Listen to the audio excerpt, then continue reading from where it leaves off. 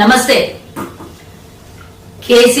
కేటీఆర్ ప్రతిసారి చెప్పినటువంటి మాటలు తెలంగాణ ప్రజల్ని అవమానపరుస్తూ తెలంగాణ సమాజాన్ని ఇబ్బంది పెట్టే విధంగా ఉన్నాయని నిన్న 562 మంది విద్యార్థులకు గ్రూప్ 1 నియామక పత్రాలు ఇచ్చిన తర్వాత వాళ్ళ కళ్ళల్లో ఆనందం చూసిన తర్వాత కేటీఆర్ కడుపులో ఎంత విషం ఉంది, కేటీఆర్ ఎంత కాలకేయుడో అర్థమైనటువంటి విషయం తెలంగాణ ప్రజలు, యావత్ తెలంగాణ 4 కోట్ల మంది ప్రజలు అర్థం చేసుకున్నారు.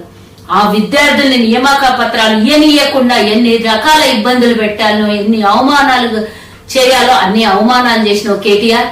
నీ కడుపులో బిడ్డలు పుట్టిండ్రు, రేపు పొద్దున వాళ్ళు కూడా ఎగ్జామ్స్ రాస్తారు, రేపు వాళ్ళకు కూడా ఉన్నత భవిష్యత్తు రావాలని ఒక తండ్రిగా నువ్వు కోరుకుంటావో లేదో నాకు తెలియదు, కానీ నీ దగ్గర ఉన్నటువంటి డబ్బుతో నీ కొడుకు ఎలాగైనా బతకగలుగుతాడని ఒక అహంకారం ఉండొచ్చు నీకు. కానీ నిన్న నియామక పత్రాలు తీసుకున్నప్పుడు వాళ్ళ కళ్ళల్లో ఆనందం చూస్తుంటే మేము జీవితంలో కోల్పోయింది మళ్ళీ దొరికింది మాకు, ఈ రోజు మాకు రెండో భవిష్యత్తు ఇచ్చిన ముఖ్యమంత్రి అని వాళ్ళ కళ్ళల్లో ఆనంద బాష్పాలు చూసినప్పుడు నీ కడుపు ఏదైతే కుళ్ళుతో కూడుకొని ఉన్నదో ఆ కడుపుకి ఏం సమాధానం చెప్తావో ఈరోజు తెలంగాణ సమాజంకి నువ్వు చెప్పాల్సినటువంటి బాధ్యత ఉంది. ప్రతిదీ కూడా అబద్ధాల పూరితమైనటువంటి మాటలు, కక్ష పూరితమైనటువంటి మాటలు, అన్నిట్లో దొంగ రాజకీయం తప్పించి భావి భారత పౌరులుగా దిద్దబడేటటువంటి ఈ పిల్లల భవిష్యత్తుతో ఆడుకోవాలనుకున్నావు చూడు, నీ అంత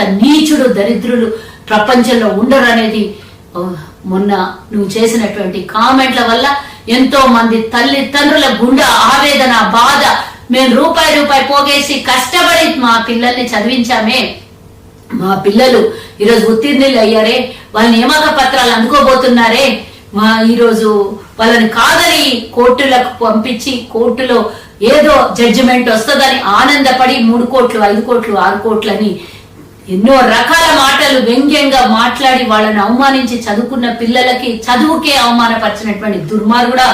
నిజంగానే నిన్ను ఎన్ని శాపాలు పెట్టినా తల్లిదండ్రి కాదు. 4 లక్షల మంది విద్యార్థులు రాస్తే అందులో 3 లక్షల మంది సెలెక్ట్ అయితే 562 మందికి ఉద్యోగాలు. మరి మెయిన్స్ లో తర్వాత గ్రూప్ 1 రాసి సెలెక్ట్ అయినటువంటి విద్యార్థుల భవిష్యత్తుతో ఆడుకోబోయావు చూడు. 562 మంది అంటే సమాజ సేవ చేసి, సమాజం అంటే ఉద్యోగ పరంగా సేవ చేసి వాళ్ళు రాష్ట్రాన్ని తీర్చిదిద్దే విద్యార్థుల్ని ఇబ్బంది పెట్టబోయావు చూడు. 5 కోట్ల మందికి సమానమైనటువంటి విద్యార్థుల్ని నువ్వు ఇబ్బంది పెట్టబోయావు చూడు. నిరుద్యోగ యువతను చెయ్యాలని నీ కడుపులో ఉన్నటువంటి కుళ్ళుని బయట కక్కినావు చూడు. అది శాపంగా మారి తిరిగి నీకే కొడతది ఒక రోజు బిడ్డ, ఇది గుర్తుంచుకో. నిన్నటికి నిన్న హైదరాబాద్ లో వచ్చినటువంటి వరదని కూడా నేను అడుగుతున్నా నీకు సమాధానం, నీకు బీజేపీలకు ఇద్దరికి అడుగుతున్నా. గతంలో మేము పోయి అక్కడ అనుకుంటాం 3 నెలలైనా 6 నెలలన్నా అన్నావు కదా, హైడ్రాకి అడ్డం పడిండ్రు కదా, మూసి సుందరీకరణకి అడ్డం పడిండ్రు కదా. ఈ రోజు నేను అడుగుతున్నా, అక్కడ వచ్చినటువంటి వరదలో మునిగిపోయినటువంటి ఇళ్లలో పోయి ఈ రోజు బీజేపీ నాయకులు ఎందుకు మాట్లాడట్లేదు? అక్కడికి ఎందుకు ఈ రోజు వాళ్ళకి చర్యలు చేయడం కోసం, అంటే సహాయక చర్యలు చేయడం కోసం ఎందుకు వెళ్ళట్లేదు? ఆడెందుకు పడుకోవట్లేదు? పదండి, ఇప్పుడు పడుకోండి. మీరు పడుకోవడం మేము చూడాలి. అక్కడ కలిగినటువంటి ఇబ్బందుల్లో ఈ రోజు ఎట్లా పడుకుంటారు, అక్కడ బాధలు ప్రజలు పడుతున్నటువంటి బాధలు మీ కళ్ళతో చూడాలి. ఆ తర్వాత మీరు చేసినటువంటి కామెంట్లకి తెలంగాణ ప్రజలు మీ కళ్ళు పొడిచేయాలి, గుడ్లు పొడిచేయాలి అని నేను ఇంకోసారి ఇట్లాంటి కూతలు కూసి తెలంగాణ సమాజానికి ఇబ్బంది పెట్టినా, తెలంగాణ ప్రజల్ని ఇబ్బంది పెట్టినా ఊరుకునేది లేదని కేటీఆర్ కి హెచ్చరిస్తున్నా. ప్రతిసారి రేవంత్ రెడ్డి గారిని టార్గెట్ చేస్తూ తెలంగాణ ప్రజల భవిష్యత్తును పాడు చేస్తున్నటువంటి నువ్వు గేట్లు ఒక్కసారిగా ఎత్తేసిందనే మాట మాట్లాడుతూ, గతంలో నేను ఒక్కసారి గుర్తు చేయదలుచుకున్నా, మున్సిపల్ ఎన్నికలకు ముందు హైదరాబాద్ లో వచ్చినటువంటి వరదకి మరి నిజంగానే నువ్వు గేట్లు ఎత్తేసావా?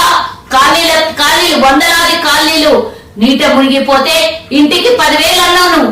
మరి అప్పుడు నువ్వు గేట్లు ఎత్తేస్తే జరిగినటువంటి ఆ రోజు దారుణమా, ఆ రోజు వచ్చినటువంటి ప్రళయమా నువ్వు చెప్పాలి. అంటే నీకున్న బుద్ధే ప్రతి ఒక్కరికి ఉంటది, అందరూ నీలాగానే రాజకీయం చేస్తారు అని నువ్వు ఊహించుకుంటే పచ్చ కామర్లు వచ్చినోడికి లోకమంతా పచ్చగా కనబడుతుందని నీలాంటి దుర్మార్గుడిని, నీలాంటి అంటే శరీరం అంతా విషం ఉన్నటువంటి నీలాంటి దుర్మార్గుడిని చూస్తే తెలంగాణ ప్రజలందరూ గుర్తుపట్టగలుగుతారు. ఇంకోసారి ఇలాంటి మాటలు మాట్లాడి తెలంగాణ సమాజానికి నువ్వు అవమానించడం కాదు, నిన్ను నువ్వు ఈ రోజు పూర్తిగా 100 ఫీట్ల లోతుకి తవ్వుకొని గుంత బాదుకుంటున్నావు అని గుర్తుంచుకో కేటీఆర్.